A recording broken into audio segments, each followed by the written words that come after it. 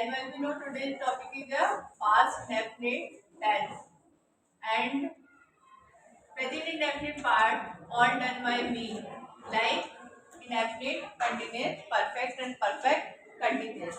According to a part, positive, negative and interrogative.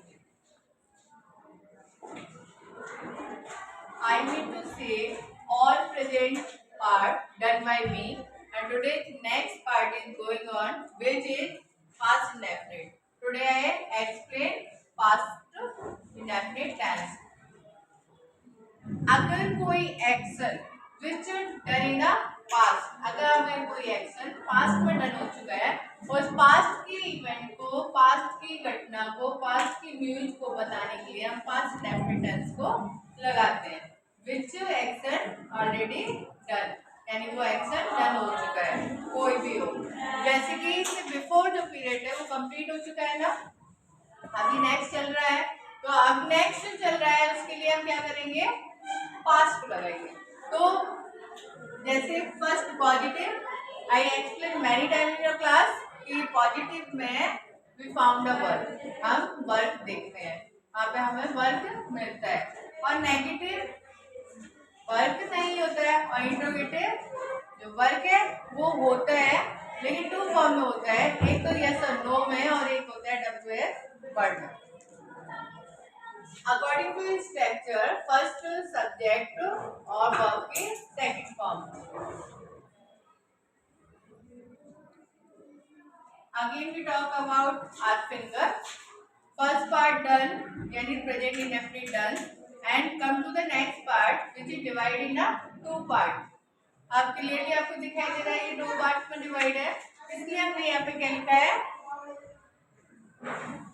Second form, verb की second form. तो अगर हम बोलते तो हमें अपने फिंगर को याद रखना है, फिंगर तुरंत याद आ जानी चाहिए कि सेकंड पार्ट पे जाएंगे तो वर्ब की सेकंड फॉर्म लगाएंगे।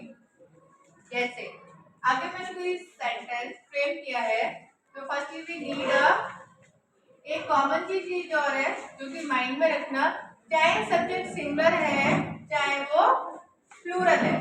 हमने अभी तक पढ़ा था कि सिंगुलर की वर्ब हमारी सिंगुलर हो रही थी और प्लूरल की प्लूरल होती, लेकिन यहाँ पे ऑल सब्जेक्ट आर इक्वल, सभी के साथ वर्ब की सेकंड फॉर्म को लगाया जाएगा, सभी के साथ वर्ब की सेकंड फॉर्म लगाई जाएगी। जैसे ही wrote a letter, I want to that we make a sentence, we make this sentence to another subject.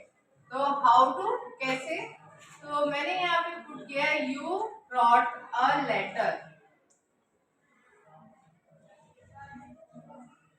अब किसी ने पूछा कि मैम लड़की लिखती है तो क्या हुआ, लड़की लिखती है तो हम लिखेंगे she wrote a letter। अब उसने कहा कि मैम हम लिखते हैं, तो कोई भी लिखे we wrote a letter। इनमें कॉमन चीज क्या है कि एनी सब्जेक्ट, कोई भी सब्जेक्ट है, चाहे वो सिंगुलर है चाहे वो प्लूरल है, लेकिन हमने सबके साथ क्या लगाई, वर्ब की सेकंड फॉर्म को पुट किया है। सिमिलर चीजें क्या है यहाँ पे, कॉमन क्या है कि यहाँ पर हम सबके साथ क्या लगाएंगे, वर्ब की सेकंड फॉर्म लगाएंगे। उसी तरह से यदि हम नेगेटिव का स्ट्रक्चर लगाते हैं, subject plus did not, verb की फर्स्ट फॉर्म, देन ऑब्जेक्ट। अब यहाँ पे आप क्या आ रहा हो कि मैम अभी तो आपने बताया कि वर्ब की सेकंड फॉर्म आएगी, लेकिन यहाँ पे तो हमने क्या लगा दी, वर्ब की फर्स्ट फॉर्म। तो वो इसलिए क्योंकि डू की सेकंड फॉर्म को हम डिड बोलते हैं, ठीक है। जैसे आपने प्रेजेंट इंडेफिनिट टेंस पर डू और डज लगाया था, क्योंकि हम वहाँ पे वर्ब की फर्स्ट फॉर्म को पुट कर रहे थे, तो यहाँ पे नेगेटिव में तब हम इस सेंटेंस को मेक करेंगे तो हम वहाँ पे डिड नॉट लगाएंगे, और फिर जो हमारी वर्ब होगी वो वर्ब की फर्स्ट फॉर्म में होगी, ठीक है। हाउ टू मेक, जैसे according to this sentence we frame he did not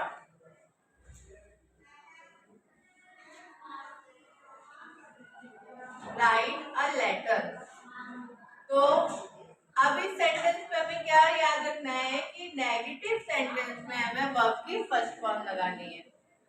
interrogative sentence में वर्ब की फर्स्ट फॉर्म लगानी है। उसी तरीके से you did not write a letter, तो इसमें भी कॉमन चीज क्या हुई कि कोई भी सब्जेक्ट होगा हमें सबके साथ क्या लगाना है, डिड लगाना है। सबके साथ क्या लगाना है, डिड लगाना है। अब इंटरोगेटिव एज सेम इंटरोगेटिव है ना। I want to ask something, did you do your homework, क्या तुमने अपना काम किया, यानी किया, पास्ट की बात कर रही हूं मैं, तो did you do your homework, did you right your diary, तो मी क्या तुमने अपनी डायरी लिखी, क्या तुमने चैप्टर लिखा, क्या तुम स्कूल गए। तो मैं जस्ट आई हूँ, मुझे आपके बारे में नहीं पता है, तो I want to confirm that कि यू डू इट और नॉट। तो अब मैं इस सेंटेंस को मेक करने के लिए क्या करूंगी, did plus subject plus verb first form, ठीक है। तो how to make it a sentence, did you go to school, did you play,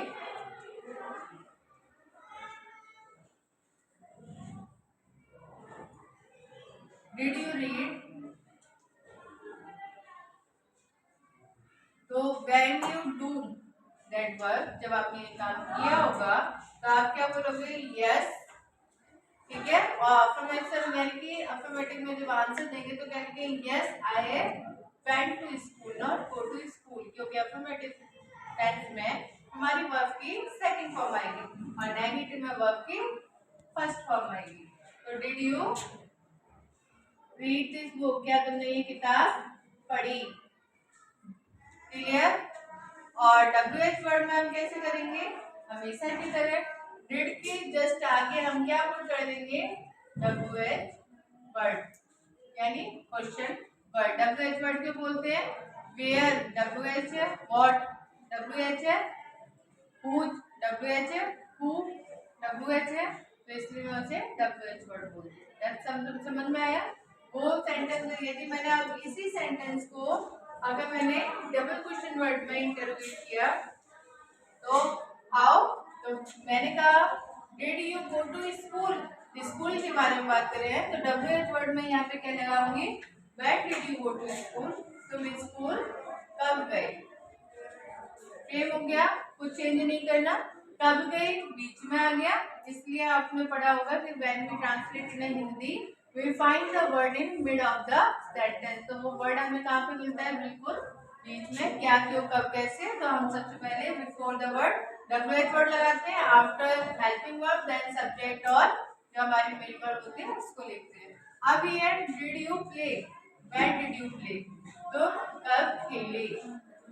did you read this book, है ना, why did you read this book, तुमने ये book क्यों पढ़ी। कभी कभी ऐसा होता है कोई चीज हमें पढ़नी होती है कोई नहीं, जैसे आप अपनी बुक को पढ़ने के बजाय कॉमिक बुक पढ़ेंगे तो फिर यही पूछा जाएगा why did you read this book, ठीक है। तो आई होप कि आपको तीनों में डिफरेंस समझ में आएगा। एक नॉर्मल सी बात हमें जो माइंड में पॉइंट आउट करनी है कि जब हम पॉजिटिव आंसर देंगे तभी हमको वर्ब की सेकंड फॉर्म लगानी है, अदरवाइज नेगेटिव और इंटरोगेटिव तो सेम ही रहेगी, बस वहां पे डिड लगाना है और डिड के साथ वर्ब की फर्स्ट फॉर्म आएगी।